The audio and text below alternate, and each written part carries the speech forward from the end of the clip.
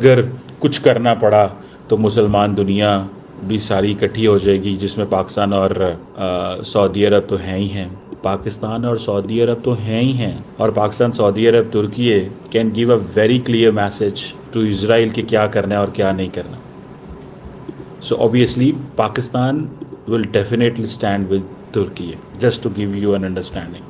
पहली बात तो ये हो गई। लेकिन अगर आप इनके रिलेशंस देखें दोनों के, तुर्की और इज़राइल के, तो बड़े सीरियस आइडियोलॉजिकल डिवाइड्स हैं फ़लस्तीन के ऊपर, हमास के ऊपर। तुर्की जो है वो फ़लस्तीन काज को सपोर्ट करता है, हमास को एज ए रेजिस्टेंस और लिबरेशन ग्रुप्स तस्वर करता है। वो कहते हैं ये टेररिस्ट ऑर्गेनाइजेशन है, इसने जेनोसाइड किए हैं, वॉर क्राइम किए हैं। फ़लस्तीनी टर्की कहता है कि इज़राइल ने जेनोसाइड किए हैं, वॉर क्राइम किए हैं, so on and so forth. So वो कहता है कि जी जो नेतन्याहू हिटलर है, इज़राइल ऐसी स्टेट है, वैसी स्टेट है। सो इस तरह की सिचुएशन है। इन्होंने टर्की के साथ तमाम किस्म की जो ट्रेड है वो सस्पेंड कर दी, कुछ 6-7 अरब डॉलर की थी, और अपनी एयर स्पेस को क्लोज कर दिया। इज़राइल जो एयरक्राफ्ट हैं उनके ऊपर मॉनिटरिंग है। फिर जो तुर्की के जो डोमेस्टिक पॉलिटिक्स है उसमें उर्दुगान जो है वो यूज़ करता है एंटी इज़राइल पोजीशन को फॉर डोमेस्टिक लेजिटिमेसी, और रीजनल मुस्लिम और मुस्लिम लीडरशिप के अंदर भी अपने आप को रेलिवेंट करने के लिए इजरायली लीडरशिप जो है वो तुर्की और उर्दुगान को यूज़ करती है एज ए स्ट्रेटेजिक एडवर्सरी। अब वो समझते हैं कि Turkey is a new Iran. Then Syria के ऊपर जो सबसे बड़ा प्राइमरी फ्लैश पॉइंट जिसको कहा जाता है, तुर्की जो है वो ये कहता है कि जनाब हम वी बैक जो नया इंटरम सेटअप है अहमद अल शरा का, जो फॉर्मर HTS हुआ करते थे, और वो कहते हैं हम इनके साथ पॉलिटिकल, मिलिट्री, बाकी ताल्लुकात बनाना चाहते हैं, और वो बहुत सारी अपनी एयर डिफेंस डिप्लॉयमेंट्स करना चाहते हैं। इज़राइल जो है वो एयर स्ट्राइक कर रहा है सीरिया के अंदर। सीरिया चाहता है कि तुर्की जो है वो यहाँ पे मिलिट्री बेसिस बनाए। इज़राइल मना करना चाहता है कि तुर्की इज़राइल सीरिया के अंदर मिलिट्री बेसिस नहीं बना सकता। उन्होंने वहाँ पे आज ये हमले कर दिए हैं। So it's a very tricky and complicated. अब ये जहाँ पे टर्किश डिप्लॉयमेंट्स होनी थी अबुल दोहर एयरबेस के अंदर, अब क्या होगा कि अब क्लैश हो सकता है कहीं ना कहीं पे भी। फिर इनका सिर्फ ये मसला नहीं है, फिर ईस्टर्न मेडिटेरेनियन के अंदर मसला है, एनर्जी रिसोर्सेज के ऊपर, मैरीटाइम बाउंड्रीज़ के ऊपर, ग्रीस के ऊपर, सीरिया, साइप्रस, इजिप्ट। इज़राइल जो है उसके मिलिट्री और एनर्जी टाइज हैं ग्रीस के साथ एंड साइप्रस के साथ। यही वजह है कि इज़राइलियों ने इंडियंस को भी कहा है कि you should get closer with Cyprus and Greece, ताकि आप ये कर सको। सो इज़राइल, देखिए इंडिया इज़राइल की यहाँ पे भी दोस्ती बढ़ती है।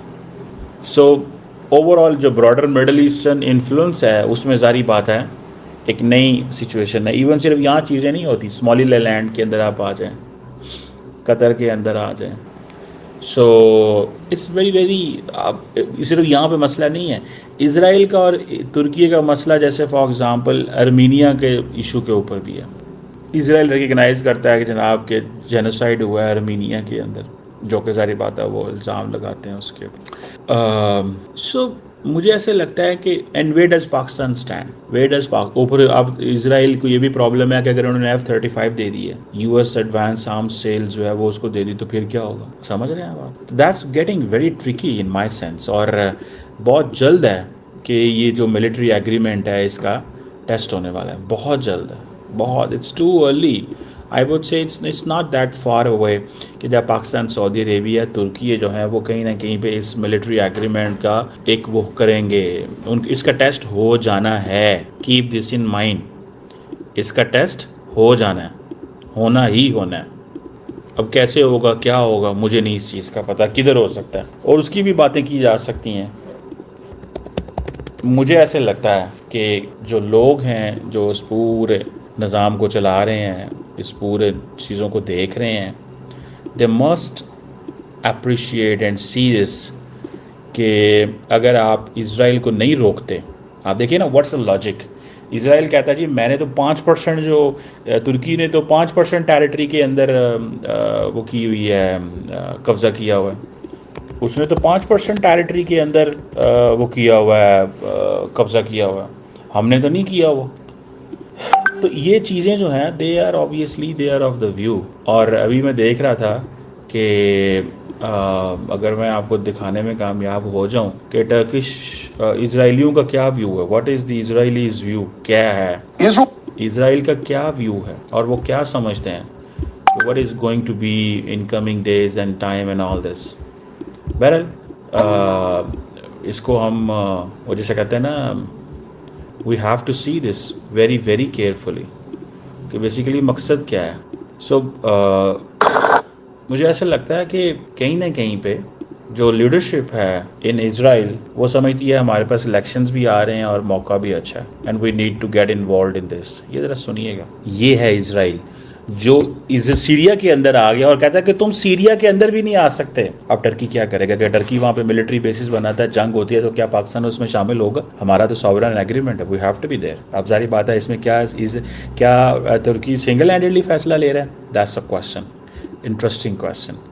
एंड और क्या तुर्की जो है वो पाकिस्तान और सऊदी अरब दोनों से फैसला करेगा, या ये तीनों मुल्क ये फैसला करेंगे कि हमने सीरिया को लिबरेट कराना है और इज़राइल को ये कहना है कि आप यहाँ पे सारा कुछ नहीं कर सकते। Interesting times, you know. मेरी तो ऑब्जर्वेशन यही है कि the situation is getting very very tricky। Israel ने सीरिया में एक एयरबेस पर हमला किया और पहली नजर में यह सिर्फ सीरिया और इजराइल के बीच का मामला दिखाई देता है, लेकिन असली कहानी इससे कहीं बड़ी है, क्योंकि जिस एयरबेस पर इजराइल ने हमला किया वहां तुर्की की संभावित सैन्य मौजूदगी को लेकर पहले से चर्चा चल रही थी। और अब सवाल उठ रहा है, अगर इजराइल और तुर्की सीधे आमने सामने आते हैं तो पाकिस्तान और सऊदी अरब क्या करेंगे? यही सवाल पाकिस्तान के एनालिस्ट कमर चीमा भी उठा रहे हैं। 18 अगस्त को इजराइल ने उत्तरी सीरिया के अबू अल दुहूर एयरबेस पर हमला किया। इजराइल का कहना था कि सीरिया वहां तुर्की की सैन्य मौजूदगी बढ़ाने की दिशा में आगे बढ़ रहा था, लेकिन तुर्की ने कहा कि वहां उसका कोई सैनिक मौजूद नहीं था और उसने इजराइल के हमले को गलत और गैर कानूनी बताया। अब यहां कहानी में सबसे बड़ा ट्विस्ट आता है। सिर्फ 11 दिन पहले पाकिस्तान, सऊदी अरब और तुर्की ने मक्का जॉइंट डिफेंस एग्रीमेंट किया था। इस समझौते में कहा गया है कि अगर तीनों में से किसी एक देश पर आर्म्ड अटैक होता है तो उसे तीनों पर हमला माना जाएगा। तो पाकिस्तान में सवाल उठना स्वाभाविक है, अगर कल को इजराइल और तुर्की के बीच सीधा सैन्य टकराव बढ़ता है तो क्या इस नए डिफेंस पैक्ट की असली परीक्षा शुरू हो जाएगी? क्या पाकिस्तान तुर्की के साथ खड़ा होगा? क्या सऊदी अरब तुर्की का समर्थन करेगा? या फिर दोनों देश इस पूरे संकट को कूटनीतिक स्तर पर संभालने की कोशिश करेंगे? और यहाँ एक बात समझना बहुत जरूरी है, डिफेंस पैक्ट का मतलब ये नहीं कि पाकिस्तान या सऊदी अरब तुरंत इजराइल के खिलाफ युद्ध में उतर जाएंगे। किसी समझौते की वास्तविक सीमा इस बात पर निर्भर करेगी कि हमला किस तरह हुआ, किस क्षेत्र में हुआ और सदस्य देश उस स्थिति को कैसे इंटरप्रेट करते हैं। अभी तक ऐसा कोई संकेत नहीं है कि पाकिस्तान या सऊदी अरब इजराइल के खिलाफ सैन्य कार्रवाई की तैयारी कर रहे हैं, लेकिन जियोपॉलिटिक्स में असली खेल यहीं से शुरू होता है, क्योंकि तुर्की अब सीरिया में सिर्फ राजनीतिक प्रभाव नहीं चाहता, वो वहां सिक्योरिटी और मिलिट्री इन्फ्लुएंस भी बढ़ा रहा है। और इजराइल साफ संकेत दे रहा है कि वो सीरिया में किसी ऐसी सैन्य संरचना को लेकर बेहद सतर्क है जिसे वो अपने लिए खतरा मानता है। इसीलिए अमेरिका को भी बीच में आना पड़ा है। अमेरिका तुर्की, इजराइल और सीरिया के बीच एक ऐसा कम्युनिकेशन मैकेनिज्म बनाने की कोशिश कर रहा है जिससे दोनों देशों के बीच एक्सीडेंटल या गलतफहमी से पैदा होने वाला मिलिट्री क्लैश रोका जा सके। अब जरा पाकिस्तान को देखिए। पाकिस्तान, तुर्की और सऊदी अरब ने अभी अभी एक नया डिफेंस फ्रेमवर्क बनाया है, यानी एक तरफ नया अलायंस और दूसरी तरफ उसी अलायंस के एक महत्वपूर्ण सदस्य तुर्की और इजराइल के बीच तनाव बढ़ रहा है। यही कमर चीमा की चिंता का असली कारण है, क्योंकि अगर तुर्की और इजराइल के बीच तनाव सिर्फ बयानबाजी तक रहता है तो मामला संभाला जा सकता है, लेकिन अगर यह सीरिया से निकलकर डायरेक्ट तुर्की इजराइल कॉन्फ्रंटेशन में बदल गया तो फिर पाकिस्तान और सऊदी अरब के सामने सबसे मुश्किल सवाल होगा, अलायंस आखिर सिर्फ कागज पर है या जरूरत पड़ने पर सच में काम करेगा। और सबसे दिलचस्प बात, पाकिस्तान खुद इजराइल के साथ राजनयिक संबंध नहीं रखता, जबकि सऊदी अरब भी इजराइल के साथ अपने संबंधों को लेकर बेहद सावधानी से आगे बढ़ता रहा है। इसलिए अभी पाकिस्तान के लिए सबसे सुरक्षित रास्ता सैन्य हस्तक्षेप नहीं बल्कि डिप्लोमेसी है। लेकिन अगर आने वाले दिनों में तुर्की पर सीधा हमला होता है तब ये नया मक्का डिफेंस एग्रीमेंट पहली बार असली जियोपॉलिटिकल प्रेशर में दिखाई देगा। और यही वजह है कि कमर चीमा का सवाल सिर्फ आज के हमले का नहीं है। सवाल यह है कि तुर्की के बाद अगली चाल किसकी होगी, पाकिस्तान की, सऊदी अरब की, या फिर दोनों अभी सिर्फ दूर बैठकर इस पूरे खेल को देखते रहेंगे? क्योंकि मिडिल ईस्ट में अब सिर्फ इजराइल और तुर्की की कहानी नहीं चल रही, एक नया स्ट्रेटेजिक ट्रायंगल बन चुका है, तुर्की, सऊदी अरब और पाकिस्तान। और आने वाले दिनों में सबसे बड़ा सवाल यही होगा, क्या ये अलायंस सिर्फ डिटरेंस है या जरूरत पड़ने पर बैटलफील्ड तक भी जाएगा?